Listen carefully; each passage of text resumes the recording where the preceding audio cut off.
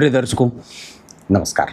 एक बार फिर से उपस्थित हूँ आप सबके सामने विश्लेषण जन्म कुंडली का इस कार्यक्रम के अंतर्गत। आज जो आपके सामने कुंडली लेकर के आया हूँ, ये कुंडली आई है मेरे पास खेड़ा, गुजरात से। शुरू करते हैं आज का कार्यक्रम। कहीं नहीं जाना है, बिल्कुल बन के रहिएगा। सबसे पहले इनकी कुंडली के पंचांग से आपका परिचय करा दूँ। मैं ये बात हर बार आप लोगों को कहता हूँ, कुंडली दिखाना अत्यंत आवश्यक इसलिए है क्योंकि आपके जीने का तरीका और प्रकृति के जीने के तरीके में जो नियम बनाए गए हैं वो कितना मेल रखता है।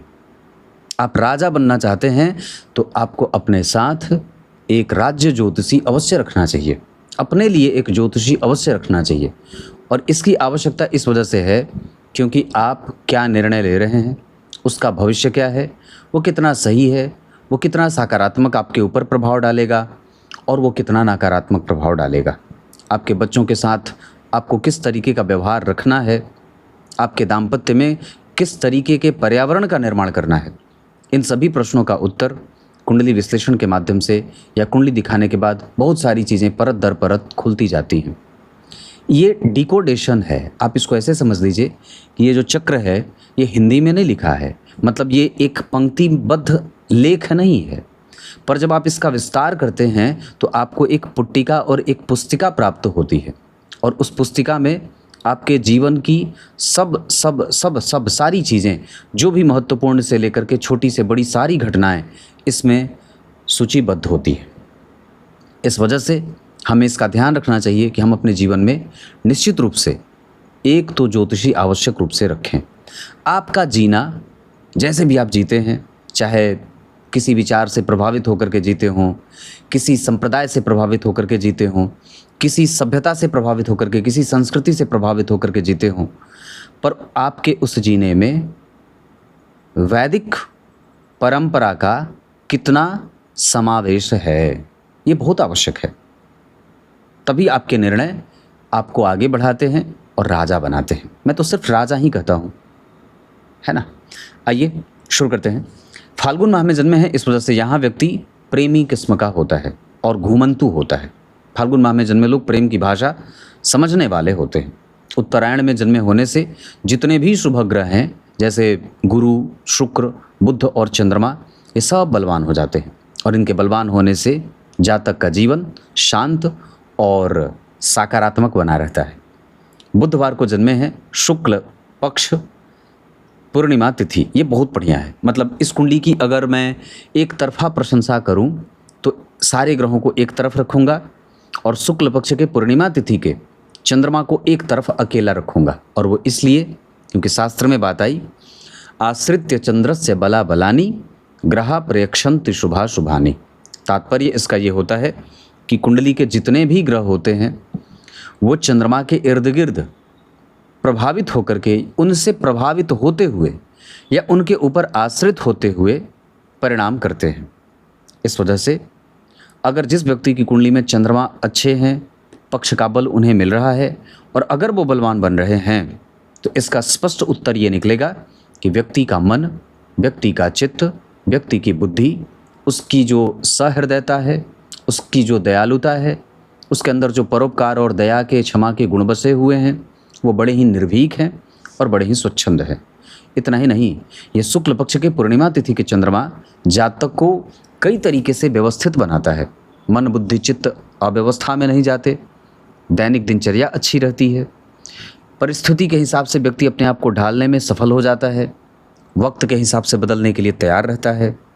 धन चाहे जैसा भी हो वो बहुत अच्छा संतुलन बना लेता है, बजट बना करके काम करने में विश्वास रखता है, दुनिया भर की भाषाएं जानने वाला होता है, दुनिया भर में यात्रा करने वाला होता है।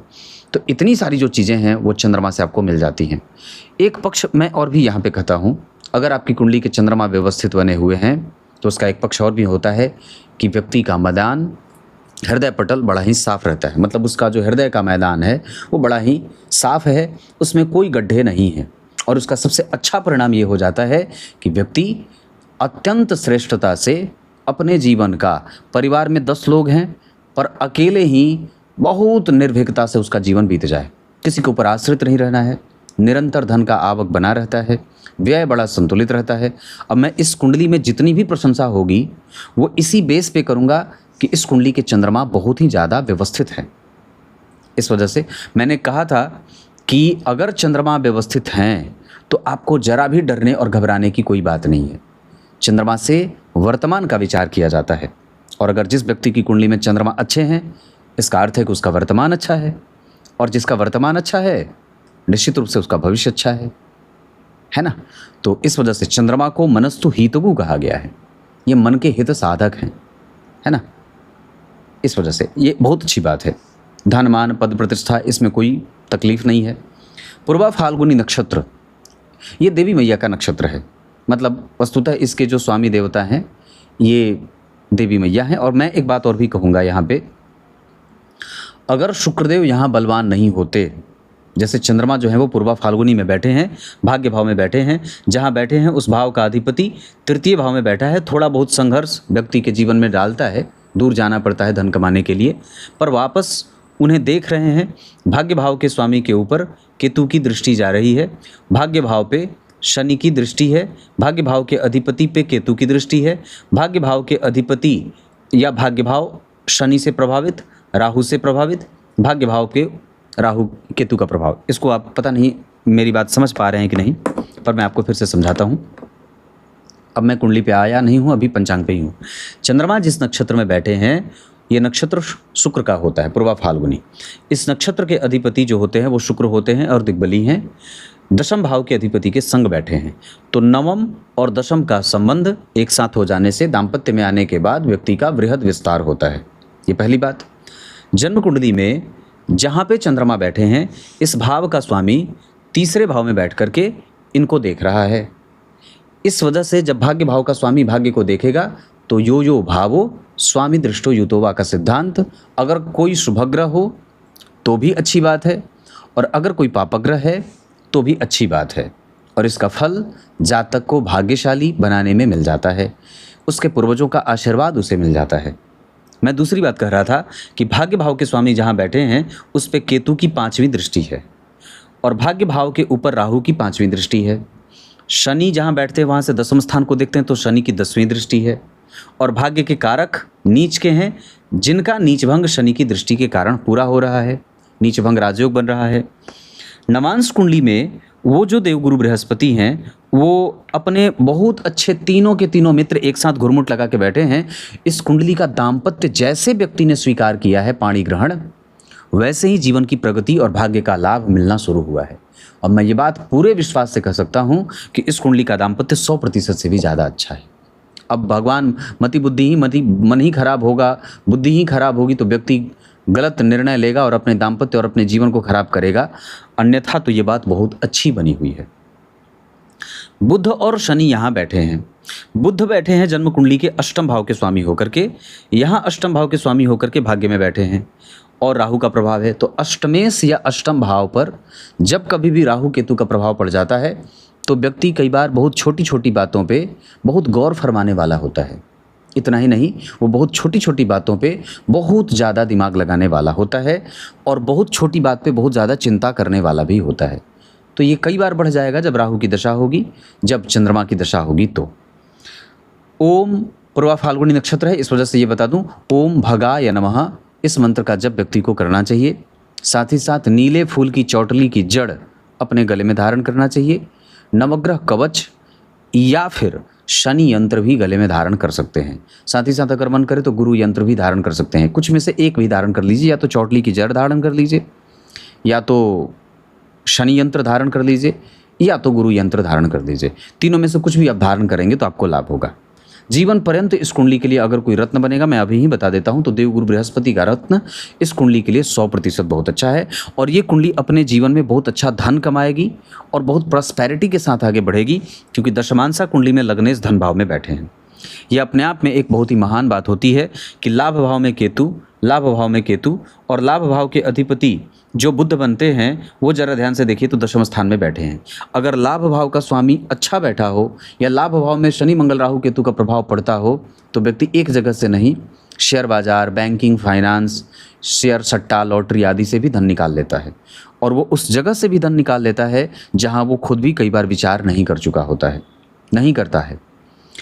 केंद्र में 3 घर खाली हैं, मंगल और राहु पंचम भाव में बैठे हैं और जन्म कुंडली में क्षत्रिय वर्ण और मनुष्य गण का निर्माण हो रहा है। इस वजह से व्यक्ति का जीवन राजसिक होगा और जन्म कुंडली में शुक्र दिग्बली हैं। इस वजह से इसकी फुलफिलमेंट भी होती रहेगी। मतलब हम जो डिज़ायर रखेंगे, हम जो हमारे जीवन से चाहते हैं, हमारे जीवन में जिस चीज़ की भी आवश्यकता हम महसूस करेंगे, उसमें हमारी सहायता शुक्रदेव कर रहे हैं। और साथ ही साथ हमारा गण जो मनुष्य और राक्षस गण का है, इस वजह से भी हमें कई बार बहुत ज़्यादा आगे बढ़ने के लिए प्रेरणा लोगों से और समाज से और हमारे आसपास के लोगों से मिलती जाती है।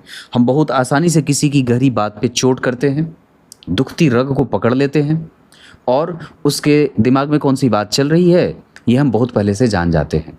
इतना ही नहीं, बहुत मजबूती के साथ अपना प्रेजेंटेशन देना, सामने वाले की इच्छा की पूर्ति करने में सक्षम होना, जीवन की समस्त जिम्मेदारियों का संपूर्णतया अच्छे तरीके से निर्वहन करना, इतना ही नहीं, हंसते हुए जीवन बिता देना, ये इस कुंडली के प्रमुख लाक्षणिक गुण हैं। इस वजह से यहाँ पे आपको जरा भी अपने आप को उदास नहीं करना है, निराश नहीं करना है, निरंतर गतिमान रहना है, जिसमें ठाकुर जी की दया मिलती रहे, उनकी कृपा मिलती रहे। इस वजह से उनकी कृपा का बोध करते रहना चाहिए। एक बड़ी अच्छी बात है, मैं आप लोगों को यहाँ कहता हूँ, भले आप 24 घंटे में 1 सेकेंड, 2 सेकेंड, 10 सेकेंड, आधे सेकेंड, 30 सेकेंड, 1 मिनट के लिए ही भगवान को क्यों नहीं याद करते हों। कभी आपको ऐसा लगता होगा कि हाँ, कोई ऐसी परम सत्ता है जो चला रही है, जो फूलों में रंग भर रही है, जो पंछियों का दाना डाल रही है, जो जीवन दे रही है, जो झरना, नदी, तालाब, पोखरा, पीने लायक जल, नल खोला और पीने लायक पानी आ गया, हैंडपंप चलाया और पीने लायक पानी आ गया। आप उसको ट्रीट नहीं कर रहे हैं, आप अपनी लग्जरी को बढ़ा रहे हैं, इस वजह से उसमें आरओ मिला रहे हैं, अन्यथा तो वो पीने लायक है ही। और सामान्य बात है कि वो पीने लायक अगर नहीं भी रहा है तो उसमें प्रकृति का कोई दोष नहीं है, उसमें हम ही मनुष्य का दोष है। तो मैंने क्या बात कही कि यहाँ व्यक्ति एक एक चीज़ को बहुत बारीकी से समझता है। और चाहे आप, मैंने क्या बात कर रहा था कि आप 1 मिनट के लिए भी अगर कभी भगवान का याद आए, उनकी याद आ जाए, तो आप उनसे ज़बरदस्ती संबंध जोड़ लीजिए कि पिछले 23 घंटे जो मैंने जिए हैं और 24वें घंटे में बीत रहा हूँ, ये आपकी ज़बरदस्त कृपा है, आपकी अनुकंपा है। जैसे पिता की नौकरी पुत्र को मिलती है तो क्या कहते हैं, अनुकंपा। वैसे ही हमारा जीवन हमारे ठाकुर जी के द्वारा दिया गया है और ये अनुकंपा है, विशेष अनुकंपा है ना, कि उन्होंने आपको जीने लायक ये दुनिया दी है। अलग बात है कि आप उसे देख नहीं रहे, समझ नहीं रहे, इस वजह से उसका दोहन कर रहे हैं। पर वस्तुतः इस कुंडली पे ग्रहों की बहुत अच्छे वरदान की स्थिति मिली हुई है। इस कुंडली को अलग से किसी तरीके से पढ़ने की आवश्यकता नहीं है, जिसमें सबसे पहले मैंने कहा है कि इस कुंडली के चंद्रमा व्यवस्थित है। व्यक्ति व्यापार करना चाहे, नौकरी करना चाहे, लाभालाभ के कई सारे योग बने हुए हैं, जिस पे मैं आगे चर्चा करूंगा। अब यहाँ से आगे बढ़ते हैं और कुंडली पे ग्रहों के बारे में थोड़ी सी चर्चा कर देता हूँ। सबसे पहले सूर्य जो आपकी कुंडली के भाग्य भाव के स्वामी हैं, बहुत अच्छे बैठे हैं, मैं उन्हें खराब नहीं कहूँगा, पर हाँ, उनका वहाँ बैठना ठीक है, पर और भी ज़्यादा अच्छा होता यहाँ बैठ जाते, यहाँ बैठ जाते, या यहीं बैठ जाते, या यहाँ बैठ जाते। पर फिर भी कुंभ राशि के बैठे हैं, जिसका अधिपति वृश्चिक राशि में है और वृश्चिक राशि के स्वामी मंगल स्वग्रही, मंगल की 8वीं दृष्टि है। 12वें भाव पे शनि मंगल का संबंध है, राहु का। इस वजह से हमें अपने आप को हमारे वजन से नियंत्रित करना है, वो अनियंत्रित ना हो, शारीरिक सुखों में कोई कमज़ोरी ना हो, छोटी मोटी परेशानियां कोई बहुत बड़ी बीमारी न बन जाए, इसका खतरा कई बार मंडराता है। या कई बार व्यक्ति दूसरों के कारण अपनी समस्या बढ़ाता हुआ नजर आता है। ये कब होगा? जब कभी भी शनि मंगल राहु केतु की दशा आएगी। बाकी चंद्रमा इस कुंडली में 8वें भाव के स्वामी हैं, 9वें भाव में बैठे हैं, राहु से दृष्ट हैं और गुरु से षडाष्टक में हैं, शनि से प्रभावित हो रहे हैं। इस वजह से चंद्रमा जो 8वें भाव के स्वामी हैं, जब कभी भी शनि राहु केतु के प्रभाव में आएंगे तो आयु लंबी देंगे और चिंता भी देंगे। मतलब चंद्रमा की दशा में कई बार कारोबार प्रभावित हो सकता है, हमें उसका ध्यान रखना होगा। ये महादशा अंतरदशा कभी भी बात करता हूँ। मंगल आपकी कुंडली में पंचम भाव के अधिपति हैं, पंचम में बैठे हैं, राहु के साथ बैठे हैं। इस वजह से केंद्र त्रिकोण गो राहु स्थितः सतो सतः शुभाचांतरदशा तस्य राज्य कीर्ति प्रदा नृणाम। केंद्र और त्रिकोण के राहु बहुत अच्छे होते हैं। भाव के स्वामी यहीं बैठे हैं, गुरु से केंद्र में हैं, और इनके ठीक पीछे दो शुभग्रह बुध और शुक्र, राहु और मंगल दोनों के बल को लाभान्वित कर रहे हैं और उनके नेगेटिव परिणामों की कमजोरी कर रहे हैं। इस वजह से मंगल और राहु भी उतना बिगाड़ नहीं पाएंगे जितना वो आमतौर पे सामान्य कुंडलियों में बिगाड़ते हैं। पर फिर भी हमें वहाँ थोड़ी बहुत सावधानी रखनी चाहिए, क्योंकि ग्रह बाय नेचर प्रभावित होता है। तो बुध और शुक्र के कारण मंगल और राहु बच गए, और गुरु के कारण मंगल बच गए। उसके बाद सूर्य और चंद्रमा आमने सामने बैठे हैं। सूर्य और चंद्रमा आमने सामने बैठे हैं तो ये कई बार व्यक्ति अपने मन बुद्धि चित्त का या अपने बुद्धि के बल पे जो प्राप्त सुख होता है उसमें वो कभी कभी भेद आ जाता है। इस वजह से हमें वहाँ पे ये बात ध्यान रखनी होगी कि हमारा मन बुद्धि चित्त अव्यवस्थित ना हो, हम अपनी एनर्जी का 100% इस्तेमाल करें। अब यहाँ रोक करके आप लोगों को एक बड़ी अच्छी बात बताता हूँ। आपकी ऊर्जा, आप जो भी आपके शरीर की ऊर्जा है, चाहे वो जैसी भी हो, आपके शरीर की ऊर्जा जिस दिन आप गलत जगह पे खर्च करेंगे, आपके दिमाग में कपकपी बढ़ जाती है। और जब आपका शरीर सही जगह पे आपकी ऊर्जा खर्च करता है या आप करते हैं, तो आपका दिमाग शांत और संतुलित रहता है। इसका अर्थ है कि व्यक्ति का जो वास्तविक नेचर है वो अपनी ऊर्जा को सही दिशा में लगाने का है। क्योंकि तभी तो जब आपको लगता है या जब आप ऐसा कोई काम करते हैं जिससे आपके शरीर की ऊर्जा गलत दिशा में जाती है, किसी को डांटने में जाती है, किसी को फटकारने में जाती है, किसी को नीचा दिखाने में जाती है, किसी में दोष देखने में जाती है, तो वो पूरा जो उस दिन का वातावरण होता है वो आपके शरीर के लिए भी नुकसानदायक होता है और आपके कारोबार के लिए भी नुकसानदायक होता है, आपके कंसंट्रेशन के लिए भी नुकसानदायक होता है। मतलब हमें यहाँ पे अपने ऊर्जा का समायोजन भी करने का दबाव रहेगा। मंगल के बारे में मैं ऐसा कर रहा हूँ, अश्विनी नक्षत्र के बैठे हैं, इस वजह से मंगल पे केतु राहु का प्रभाव होता है, तो कई बार गर्भधारण नष्ट होता है, गर्भ ठहरने में दिक्कत होती है। मतलब हमें मंगल के बारे में इतना ध्यान जा रहा है। बुधदेव जन्म कुंडली में चतुर्थ स्थान में नीच राशि के हैं, जिनका नीच भंग शुक्रदेव स्वतः कर रहे हैं, ये भी अच्छी बात है। पर सामान्यतया केंद्र के स्वामी हैं, केंद्र में बैठे हैं, यहाँ केंद्राधिपति दोष उन्हें नहीं लगेगा। ये भी मैं बता दूं, सप्तम भाव में बैठते हैं तब केंद्राधिपति दोष लगता है, नहीं बैठे हैं तो कोई केंद्राधिपति दोष नहीं लगेगा। परंतु चतुर्थ स्थान के बुधदेव हृदय क्षेत्र से परेशानी देते हैं, जबकि साथ साथ जब ये पूर्वा फाल्गुनी नक्षत्र में चंद्रमा बैठे हैं, उस पे शनि राहु मंगल केतु का प्रभाव जब आएगा तो व्यक्ति को कई बार उसके जीवन में ऐसी घटना हो जाती है जिसकी चिंता के कारण उसकी समस्या बढ़ जाती है। जैसे आपने कोई एक चिंता बढ़ाई, उसके कारण आपका हृदय क्षेत्र परेशान होने लगा। मतलब बुध की दशा में चंद्रमा शनि राहु केतु जब कभी भी एक्टिव होंगे तो व्यक्ति को एक ऐसी परेशानी होगी जिसकी चिंता उसके अस्वस्थ होने का कारण बन सकती है। जैसे उदाहरण देता हूँ, ये आप अपने ऊपर मत लीजिएगा। प्रेम किसी को करते थे, वो मिला नहीं, और यही चिंता आपको आपके दाम्पत्य में नुकसान दे देती है। ये पहला। दूसरा, आपके साथ आपके लोगों ने कई बार ऐसा नुकसान कर दिया जो आप भूल नहीं पा रहे हैं। तो ऐसी चीज़ें कई बार देखने को मिल जाती हैं। तो ये कब होगा? चंद्रमा के पूर्वा फाल्गुनी नक्षत्र के बैठने के कारण। इसलिए हमें यहाँ पे सावधानी की आवश्यकता होगी। मतलब बुध की दशा में हमें इस तरीके से अपने आप को प्रिपेयर रखने की आवश्यकता है। देवगुरु बृहस्पति आपकी कुंडली में नीच के हैं, लेकिन नवांश चक्र में वो लगभग क्या कहा, वर्गो तमोतत् स्वनवांश कास्तु, या अपने नवांश में जाए या तो ग्रह मित्र के नवांश में जाए तो बहुत अच्छा हो जाता है। इसका अर्थ होगा कि यहाँ के लग्नेश धन भाव में बैठे थे, जो धनी योग बना रहे थे, और यहाँ वो मित्र के साथ मित्र की राशि में बैठे हैं। इस वजह से यहाँ सभी व्यक्ति को नौकरी में या व्यापार में धन आता रहता है।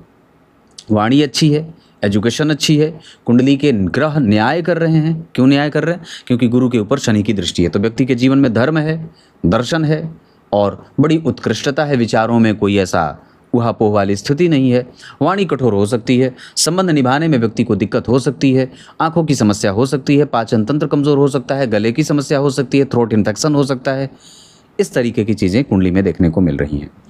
शुक्रदेव आपकी कुंडली में जिस स्थिति में बैठे हैं उसके आधार पर मैं शुक्रदेव को सबसे ज़्यादा अच्छी बात कहूँगा। व्योमस्त पाताल विलग्न भानाम वदंती नामानि मुनिंद्र जाला तत्कंटकम केंद्र चतुष्टयम च वर्गोत्तमो तत्स्वनवांसकास्तु।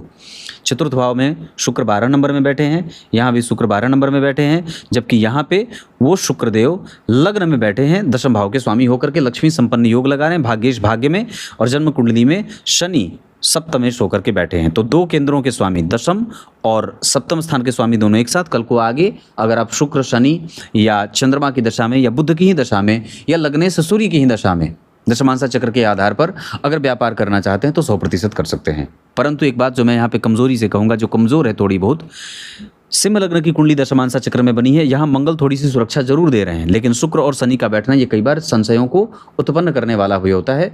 इस वजह से कई बार नौकरी पे तलवार भी लटकती रहती है। ये कब होगा? जब कभी भी राहु सूर्य या शुक्र की दशा के साथ शनि का अंतर क्लेश बढ़ता है। इस वजह से ऐसी चीज़ें देखने को मिल जाती हैं। यहाँ राहु बैठे हैं, यहाँ इस भाव के अधिपति जन्म कुंडली में गुरु बनते हैं जो राहु से दृष्ट हैं। पंचम भाव यहाँ पे राहु से प्रभावित, पंचम भाव यहाँ राहु से प्रभावित, पंचमेश के ऊपर राहु का प्रभाव था और पंचम भाव यहाँ भी राहु से प्रभावित है। पंचम भाव पे राहु का प्रभाव ये कहता है कि हमें अपने संतान से बहुत ही प्रेम पूर्वक पेश आना है, उसको भविष्य को लेकर के हमें सुरक्षात्मक दृष्टिकोण अपनाना है और उसकी सुरक्षा के लिए मुझे हर संभव कोशिश करनी है। या कई बार एक तरीके की संतति न हो जाए, या कई बार बहुत कम संततियाँ प्राप्त होती हैं। संतति जब प्राप्त करना चाहते हैं तो गर्भ धारण करने में दिक्कत होती है, गर्भ नष्ट होने की स्थिति बन जाती है। यह मंगल राहु के कारण और पंचम भाव से राहु के कारण कई बार व्यक्ति का यश, प्रतिष्ठा, मान, सम्मान इसी राहु के कारण कई बार डिरेल होता है। अभी राहु की दशा चल रही है, मानसिक चिंता अभी 2029 के अप्रैल तक रहेगी, बाद में चल करके धीरे धीरे चीज़ें व्यवस्थित हो जाएंगी। अब यहाँ से आगे बढ़ते हैं और कुंडली के कुछ गहरे पक्षों पे आपका ध्यान, मैंने शुक्र तक की बात की है। शुक्र ठीक है, वो बलवान है, वर्गोत्तम है, इस वजह से आपको वो भरपूर देंगे। यहाँ पर भी वो दशम भाव के स्वामी होकर के बैठ रहे हैं, इस वजह से उनकी दशा से हम एक अच्छा तरंग निकाल रहे हैं। राहु का प्रभाव शुक्र पे और शनि पे दोनों पे है, तो सप्तम और दशम भाव के स्वामी पे जब कभी भी राहु का संबंध होगा तो व्यक्ति के कारोबार में एक साहस का संचार भी होगा, क्योंकि त्रिकोण में बैठे हैं। केंद्र और त्रिकोण के राहु खराब नहीं होते, ये बात याद रखिएगा। बुध और शनि जो यहाँ पे बैठे हैं, यहाँ पे जरा ध्यान देखिए, तो चतुर्थ भाव के स्वामी शनिदेव और अष्टम भाव के स्वामी और लाभेश बुध दशम स्थान में बैठे हैं। इस वजह से कारोबार या पत्नी जो होंगी वो कारोबार करने वाली आएंगी, साथ ही साथ उनको तकनीक का बहुत अच्छा ज्ञान होगा और आपकी बहुत छोटी छोटी जानकारी को बढ़ाने वाली भी होंगी। यहाँ पे शुक्रदेव का पंचम भाव में बैठना पत्नी के भाग्य से संतति उत्पन्न हो जाती है। यहाँ गुरु, सूर्य और मंगल उनको अद्भुत तरीके का न्यायप्रिय और दार्शनिक और बहुत ही समझदार व्यक्तित्व का एक बेहतर सरल इंसान से व्यक्ति का विवाह होता है। इस कुंडली में अभी राहु में शुक्र 2029 में आएंगे जो एक अच्छा धन लाभ देंगे। राहु में सूर्य, चंद्रमा आदि कुछ स्थान परिवर्तन के योग बनाएंगे। राहु में मंगल कुछ धन निवेश करने का मौका देंगे, जबकि गुरु की दशा लग्नेश होकर के अच्छे बैठे हैं, मैं खराब नहीं कहूँगा। तो गुरु की दशा में व्यक्ति निश्चिंत होगा। जितनी भी समस्याएं अभी चल रही हैं ये राहु के कारण छोटी मोटी परेशानियां बनी हुई हैं, पर अंततोगत्वा जैसे जैसे राहु की दशा को आप काट रहे हैं, आप में निश्चिंतता, आपके जीवन में एक ऑटो पायलट मोड पे जाने का बल, कुछ नया कारोबार, स्थान परिवर्तन के बाद नया बदलाव करना और जीवन को एक पूर्णतया अलग शेप दे देना, ये सब राहु की दशा के अंतिम और गुरु की दशा के आरंभ में होगा। लग्न के अधिपति का धन भाव में बैठना धन योग है। धन और पराक्रम भाव के स्वामी का जन्म कुंडली में 12वें भाव में बैठना ये धन व्यय करने का धन व्यय करने का सूचक होता है। यदि व्यक्ति के पास धन व्यय रहता है या धन व्यय रहेगा, जिम्मेदारी रहेगी। लेकिन 12वें भाव में शनिदेव हर्षित बली होते हैं, इस वजह से ये प्रसन्नता का एक अच्छा मौका भी देंगे। मोक्ष वगैरह का योग बन जाता है। चतुर्थ स्थान के अधिपति का धन भाव में जाना, धन भाव के अधिपति का 12वें जाना, विदेश से व्यक्ति धन कमाता है और परमानेंट विदेश में सेटल भी हो जाता है। चतुर्थ स्थान में शुक्र और बुध का बैठना, चतुर्थ भाव को देखना, बहुत अच्छे नेचर का व्यक्ति अपने कारोबार को बहुत सोफिस्टिकेशन के साथ आगे बढ़ाता है और कोई भी उसमें कोई बदतमीजी वो नहीं बर्दाश्त करना चाहता है। बहुत ही एकदम हल्के फुल्के मूड वाला व्यक्ति है। चतुर्थ स्थान के अधिपति चतुर्थ में, पंचम स्थान के अधिपति पंचम में, चतुर्थ स्थान के अधिपति धन में। ये माता से लाभ, माता का आशीर्वाद, पर कई बार पिता का पक्ष थोड़ा कमज़ोर नजर आ रहा है। छठवें भाव के स्वामी का जन्म कुंडली में चतुर्थ स्थान में बैठ करके दसम स्थान को देखना, नौकरी करने वाला। सप्तम स्थान के अधिपति का व्यापार में भी दिलचस्पी रखने वाला। अष्टम स्थान के अधिपति का नवम भाव में बैठना, राहु से दृष्ट होने के कारण बूढ़ा होकर मरने वाला। द्वितीय भाव में गुरु, तो व्यक्ति की आयु बड़ी अच्छी होती है। दशम स्थान के अधिपति का दशम स्थान को देखना, कारोबार को बहुत अच्छा नेचर देना और ग्रास्प कैपेसिटी अच्छी रहना। एकादशवें भाव के अधिपति का चतुर्थ स्थान में शुक्र का मालव्य योग बनाना, व्यक्ति की समस्त इच्छाओं की पूर्ति शुक्रदेव पूछ पूछ करके करवाएंगे। और 12वें भाव के अधिपति का पंचम भाव में स्वगृही होना, भाइयों से लाभ और भाइयों के कारण धन का बचाव, ये सब हो जाएगा। शुभ अंक आपकी कुंडली के लिए 7 और 1 रहेगा। मैत्री मेष और सिंह वालों से कर सकते हैं। भवन जिसमें आप निवास कर सकते हैं वो है मीन, मेष, वृष, मिथुन, कर्क, सिंह। उत्तर दिशा के मकान में रहना ज़्यादा अच्छा रहेगा। साथ ही साथ इस कुंडली में कोई बड़ी बीमारी तो नहीं है, पर अगर आप लगातार चिंता करते जाएंगे तो कोई ऐसी बीमारी हो जाएगी जिसके कारण आपको लगातार परेशान होना पड़ेगा, जैसे गले की बीमारी, कफ बढ़ जाए, घट जाए, या संबंध टूटने के कारण व्यक्ति उससे चिंताओं में चला जाता है। या साथ ही साथ कई बार हेडेक होता है, हृदय क्षेत्र परेशान होता है। साथ ही साथ कई बार वात की परेशानी भी व्यक्ति को परेशान करती है। वात, पित्त, कफ में से वात परेशान होता है या करता है। कमजोरी क्या है कुंडली की? कमजोरी है भाग्य भाव के स्वामी का तृतीय भाव में बैठना। कमजोरी है इस कुंडली की लग्नेश का जन्म कुंडली में नीच होना। कमजोरी है इस कुंडली में छोटी मोटी परेशानी में कि जन्म कुंडली में बुध यहाँ बैठे हैं। और एक कमजोरी यहाँ पे बन रही है कि दशमांशा चक्र के जितने भी ग्रह हैं वो सब तितर बितर हो रहे हैं। मंगल खाली ठीक बैठे हैं, बाकी यहाँ गुरु और बुध की कमजोरी, यहाँ सूर्य की कमजोरी और शुक्र और शनि लग्न में आ रहे हैं। इस वजह से कारोबार में जब कभी भी एक आपको डिफ्रेंसिएशन देखने को मिलेगा वो दशमांशा चक्र के कमज़ोर होने के कारण। हालांकि फिर भी व्यक्ति कार्य करने वाला है और कभी भी वो खाली अपने आप को बिठाना नहीं चाहता है। शरीर के हिस्से जो होते हैं वो मांसल होते हैं, हम उसे ठीक कर सकते हैं। अपने आप को हमें वजनी नहीं बनाना है, जितना ज़्यादा हो सके अपनी व्यवस्थाओं पे फोकस करें। घर की सफाई खुद से करें, रंग रोगन का विशेष इंतज़ाम करें और हो सके तो पीपल का वृक्ष, बरगद का वृक्ष और बेल का वृक्ष निश्चित रूप से अपने जीवन काल में लगाना चाहिए। गाय की सेवा, गुरुजनों का आदर, ओम भगाय नमः, इस मंत्र का मैंने जब पूर्व में कहा था, ओम भगाय नमः, इस मंत्र का जप करना चाहिए। और इतनी सारी चीज़ें हैं। दिन आपकी कुंडली के लिए गुरुवार और मंगलवार का बहुत अच्छा रहेगा। इतनी बात बताई है। व्यक्तित्व ठीक है, धन भी बहुत अच्छा रहेगा। आप पराक्रम और बढ़ा सकते हैं, थोड़ा आलस्य हावी होता है और वो इसलिए क्योंकि लग्नेश के ऊपर शनि की दृष्टि है। इस वजह से व्यक्ति का जो शरीर होता है वो थोड़ा बहुत आलस्य तो ढूंढ ही लेता है। उसके बाद हम अपने मन को शांत रखेंगे, नींद अच्छी लेंगे, प्राणायाम करेंगे और वनस्पति की सेवा करेंगे, जीवों की सेवा करेंगे और पशुपालन आदि का काम भी कभी कभी अगर हो सके तो उनकी सेवा जा करके कर सकते हैं। संतति और दंपति, इन दोनों को मतलब दाम्पत्य जो है उस पर हमें फोकस करना है, उनको समय देना है। कहीं ऐसा ना हो कि आप बहुत ज़्यादा व्यस्त हैं जिसके कारण आपका परिवार आपकी रिक्ति महसूस कर रहा है। नौकरी और व्यापार में से नौकरी ज़्यादा अच्छी है, व्यापार दूसरे नंबर पे करेंगे। व्यापार करने के लिए अगर करना होगा तो बुध, चंद्रमा और मंगल की दशा का इस्तेमाल आप कर सकते हैं। साथ ही साथ इस कुंडली की जो स्थिति मैं देख रहा हूँ उसमें व्यक्ति जो है वो पितरलोक से आया है और वापस पितरलोक में ही जाएगा।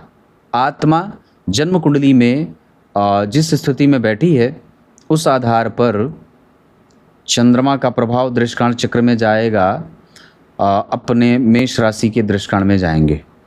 तो इस हिसाब से मंगल पितरलोक और पितरलोक ही बन रहा है। उसके बाद जन्म कुंडली में गुरु कमज़ोर हैं, हमें अपने कर्तव्यों को बहुत मजबूती से निभाना है।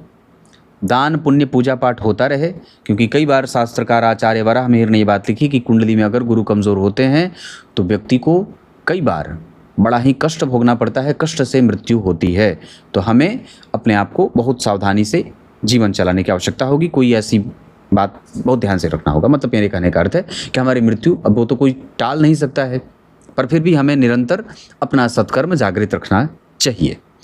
आधुनिक होना है, पर हम आधुनिक होने के चक्कर में इतने ज़्यादा आधुनिक ना हो जाए कि हमारी हमारी जो पुरातन बातें हैं, हमारा जो संस्कार है, हमारे जो माता पिता की जो बातें बताई गई हैं, हम उसे ही भूल जाएं, है ना। हम आगे बढ़ेंगे, हम नित्य नई चीज़ें सीखेंगे, पर वो आगे बढ़ना कहीं हमें अंदर ही अंदर मार तो नहीं रहा है, इस बात का भी बोध होना चाहिए। आजकल के नए वर्ग को इस बात का बोध नहीं है, वो अंधी भीड़ में शामिल हो रहे हैं और जब उन्हें कोई परेशानी होती है तब वो बिलबिलाते हैं और अंततोगत्वा मृत्यु को प्राप्त होते हैं।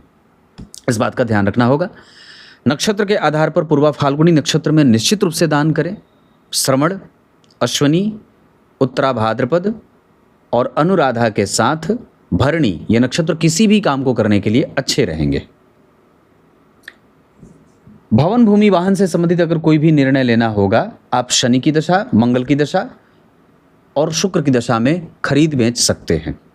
माता और पिता के स्वास्थ्य की चिंता आपको शनि की दशा और राहु की दशा में होगी, उनका ध्यान इन दशा में बढ़ा देना चाहिए। संतान को लेकर के आपको कष्ट होगा चंद्रमा के साथ राहु और बुध की दशा में, इस वजह से हमें उनके एजुकेशन पे या उनकी चीज़ों पे या उनके ऊपर हमें इन दशाओं में ध्यान देना होगा। शुक्र की दशा और राहु केतु की दशाओं के साथ साथ शनि की दशा में हमारा पेट फ्लफी हो सकता है, बढ़ सकता है, वजन बढ़ सकता है, हमें इसका ध्यान देना होगा। बाकी मंगल और शुक्र की दशा मेहनत करवाएगी लेकिन धनदायक होगी, जबकि इसके अतिरिक्त शनि, चंद्रमा, बुध, सूर्य, राहु, केतु और गुरु की दशा सामान्यतः जीवन को शांति से बिताने वाली महसूस होंगी। क्लियर है? तब तक के लिए बहुत बहुत नमस्कार।